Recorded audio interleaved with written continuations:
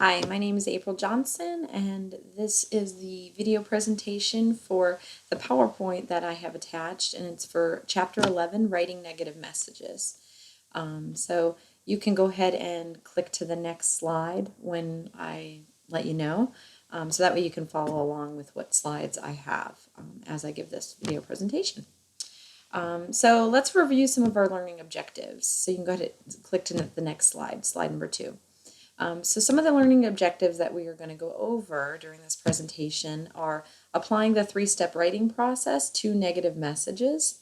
We're going to use or talk about using the direct approach when conveying messages. Also using the indirect approach when conveying negative messages or the negative news. Maintaining high standards of ethics and etiquette when delivering negative messages. Also, we're going to look at successful strategies for sending negative messages on routine business matters, also on employment-related matters, and we're also going to talk about some important points to consider when you're conveying negative organizational news. Next slide. So goals when communicating negative messages. There are certain things that you want to follow because every negative message that you're going to convey are going to have some of these same goals, if not all of them. And so some of those goals are that you need to convey bad news. That's what the negative message is all about. It's not an easy thing to do, but that's part of the goal of that negative message. You need to gain acceptance from the audience for that bad news. So the person that's going to be getting the bad news, you need to get acceptance from them of the news that they're hearing. Maintain as much goodwill as possible with your audience. You know, they're already getting bad news, so you don't want to give them, you don't want to make them feel worse about the news that they're getting. You also want to maintain a good image for your organization. You don't want to be giving bad news and then look to be like a horrible organization with maybe bad organizational skills, or that's a cold organization that doesn't care about their employees or doesn't care about their customers. So you want to make sure that you're keeping a good image for that organization. Also, you want to reduce or eliminate the need for future correspondence. So you want to get the message across loud and clear so that you don't have to continually give that bad news. Next slide. So the first step or the first learning objective would be the three-step writing process. So those would include, and we'll go into detail with each one, planning a negative message, then writing the negative message, and then completing the negative message. So we'll start off with the planning the negative message. You can go ahead and go to the next slide. Keep in mind, the more likely that your audience doesn't want to hear the information you're about to deliver, nobody wants to get bad news. So there's some things that you need to consider. But you need to consider the reason for your message. So this is like the planning stage. Know that they're not going to want to hear it. You're going to have to plan it. And you want to consider what reason you have for the message that you're going to deliver. Does it have a clear purpose? Keep in mind your audience's needs when you gather the information that you're going to use in your message, and making sure that that message is clear. You want to use good communication skills when you're giving that message. You want to select the right channel, the right medium to deliver your message. That's going to vary just depending on who the audience is and what the message actually is. Deciding if you're using a direct or indirect approach, that's going to be the best for the communication. Whatever's going to be best for the communication. Those two different approaches are very different. And we'll go into details with that on the next slide. You can go ahead and advance. So when you're trying to decide if you're going to use the direct or the indirect approach for the communication, some things to keep in mind. The direct approach, you're going to start off with the bad news right away, right in your face. Then you want to proceed to the reasons that you've made this decision, okay? And then you want to end with a positive statement, something that aims at having goodwill with that person that you're going to be delivering the message to. You want to try to keep a good relationship with that audience if possible. Now, the indirect approach is going to be a little different. You're going to open with the reason for the message first, then give the bad news. So almost like you're going to justify the bad news that is coming. And still you want to end with a positive statement aimed at maintaining that good relationship with the audience. Go ahead and advance. So the second part of that three-step writing process is writing the negative message.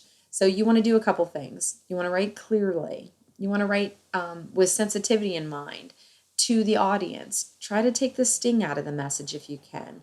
You want to assert your credibility if necessary so that you can establish your authority of giving the message. So you wouldn't want to be giving a message to somebody saying that you have the authority to do so when you don't, because then they're not going to take you seriously anyway. Avoid using an accusing tone. So when you're giving the message, again, you want to soften the blow to the person that's going to receive that negative message as much as you can without watering down the message itself. And you want to use positive words instead of negative words. I'll go ahead and advance to the next slide. The third part of the writing process, the 3-step writing process, is completing the negative message. So pay attention to detail. Make sure that your message is clear and concise and complete. Proofread carefully to avoid any mistakes that you might have already made. Nothing like giving a negative message and then they can throw things back at you because you made a mistake in the message or you weren't clear. Deliver the message promptly. That's really big. You want to avoid any unethical or illegal situations. And kind of by giving that message as quick as possible, you don't risk whoever the audience is misconstruing what you're telling them or what the message might mean. Go ahead and advance. So the next part of the process, or one of the learning objectives, is maintaining high standards of ethics and etiquette. Seems fairly easy to go by, but the first part of that would be laws and regulations that dictate the content and delivery of the business message with potentially negative content. So you want to make sure that you're abiding by the laws. Not every message is going to follow this, but some will, and you want to make sure you know that you keep in mind that there are laws and regulations sometimes. A negative message can have a significant impact that's negative on the audience. So you want to keep that in mind when you're thinking about etiquette towards a message. You know, it's going to have a negative impact. Let's try to soften the blow. You'll hear me use that a lot. Emotions run high for both the sender and the receiver. Okay, so we already talked about that it's going to have an impact on the receiver, but it's also going to have an impact on you, being that it's a negative thing that you've got to present. So think about your own emotions when you're writing that message. You want to consider that you don't want your emotions to come out in the message because it's not about you or your feelings. It's about the business as a whole. So if you can present that in a little bit more positive way, not with your emotions involved, the audience won't think that this is like a personal attack on them. Next slide. So communicating during routine business matters when it's a negative message. A couple things, making a negative announcement is one of them, like the company is going to be downsizing or eliminating positions for profitability. So when you're giving that kind of a message, you know, people are going to be losing their jobs or they're going to be losing their benefits. It means a lot to them. So you want to think about how you can cater that message to soften the blow for the audience. Another routine business matter might be rejecting a proposal or a suggestion from somebody.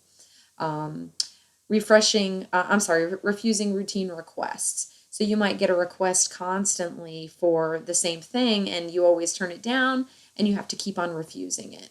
Bad news about a transaction. Something went wrong. The customer wasn't happy. You might have to make a modification to their expectation. So those are all different routine business matters that can come into play. Another one, or we'll go into a little bit detail. So refusing claims or requests for adjustments. You can go to the next slide, sorry. An indirect approach is going to be the best way to handle this type of situation. So not right in your face. Present the reasons first, and then you're going to present the problem. You want to pay attention to your tone. You don't want to offend anybody if possible. Demonstrate that you understand the audience's complaint, so you want to sympathize with that audience. And you want to rationally explain the denial of the request. Close with a respectful, action-oriented note, and make sure that you respond quickly. Negative organizational news. Communicating under normal circumstances, responding to negative information on social media, and communicating in a crisis are all different organizational type news that you might come into contact with when having to deliver a negative message. So communicating under normal circumstances, match your approach to the situation. Consider the unique needs of each group that you're going to be presenting to. Give the audience enough time to react. You've You've just given them negative information. You need to give them time to process that information. Give yourself enough time to manage a response. You don't want to just jump the gun, work on emotions. You want to take the time to plan this. Look for positive angles. It doesn't always have to be a negative thing. You could take a negative item and spin it towards the positive so that it makes doesn't just make light of the negative item, but you're also focusing that it's not all negative. Maybe there is some positive that's come out of the situation. Don't exclude false optimism, and seek expert advice if you're not sure. Ask somebody else if you don't know the answer. Responding to negative information on social media environment. You can go and click to the next slide. Sorry.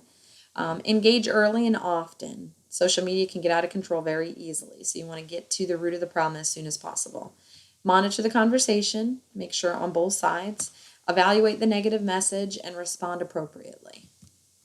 When you're communicating in a crisis, having a crisis management plan is a very big deal. So you want to define the procedures that are going to be put in place and deal with the crisis. You want to define whose roles are going to be for each item of the crisis plan that you have assigned. So you want to give them their tasks and their responsibilities. You want to define what outlets will be used. So how are you going to get that information out there, the negative information or negative message? And you want to make sure that your message is consistent. When you have to deliver negative employment messages, refusing requests from employees like references or recommendation letters is one thing that you might come across. Refusing social media or social networking recommendation requests, rejecting job applications, giving negative performance reviews, and even terminating employment, which is probably one of the most difficult. So you can switch to the next slide. Refusing requests for employer referrals and recommendation letters. Here's the key. You don't have to give a letter if you don't feel like giving a letter or if the employee is not worthy of getting a letter. So don't feel like you're obligated to do so. Take a diplomatic approach to minimize hurt feelings. Compliment the reader's accomplishments if they have some, and suggest alternatives. If you're refusing social networking recommendation requests, don't feel like you have to respond to those either. You know, a lot of people on social media you don't even know, you don't have a relationship for or with. You don't have to worry about their feelings as much just because you don't have that relationship already with them. So you can just ignore or delete those requests if you'd like to. Write as little information about the person as you see fit, and only recommend for a single request. You don't have to elaborate. If they ask you for one thing, just recommend that. Do the recommendation based on that. Next slide. Rejecting job applications. So respond to all applications if possible. Doesn't mean that you have to tell them whether they got the job or not, but just maybe that you received the application so that they're not sitting on bated breath waiting. Avoid being blunt or cold when you're using the direct approach. You can be respectful if you're doing that. And don't mislead the reader. You want to maybe use like 1 or 2 sentences if you're going to delay the message using the indirect approach, because you don't want it to keep running on and on and on. You want them to actually get the message. Avoid explaining why the applicant was rejected. That also obviously can have hurt feelings as well, and you could open yourself up to some lawsuits if you do. Suggest alternatives, so maybe alternative employments, or give referrals or resources to other employments. Next slide. Giving negative performance reviews. That's not easy either, because as a manager, a lot of times you have a relationship with the people that work under you. So you want to document performance problems, and that should be done prior to having to give the bad news. It should be in their file, but you want to document what you've already have in their file. You want to evaluate all employees consistently. Write a calm and objective voice with a calm and objective voice. So you don't want to be judgmental. You don't want to think that this is a personal attack on them. Focus on opportunities for improvement. So just because someone's not doing well at something doesn't mean that they're not good at anything. You could talk about those positive things. You could also talk about the things that they're not doing good at, how they can improve on those. Keep job descriptions up to date, because if somebody has a task in their job description and you keep on giving them more, yet you don't keep that description up to date, you can't hold them at fault for not completing those tasks the way that you would want. Next slide. Terminating employment is probably one of the harder ones. You want to clearly present the reasons for the action. So no sugarcoating. You can do it in a respectful manner, but you want to clearly present the reasons. Make sure they're presented and not sounding discriminatory or unfair. You don't want them to throw it back at you later. Follow company policy. Avoid personal attacks or insults. Ask another manager to review the letter and deliver the letter in person if possible. Next slide. So we're just going to do a quick summary of some of the things that you've learned in this presentation.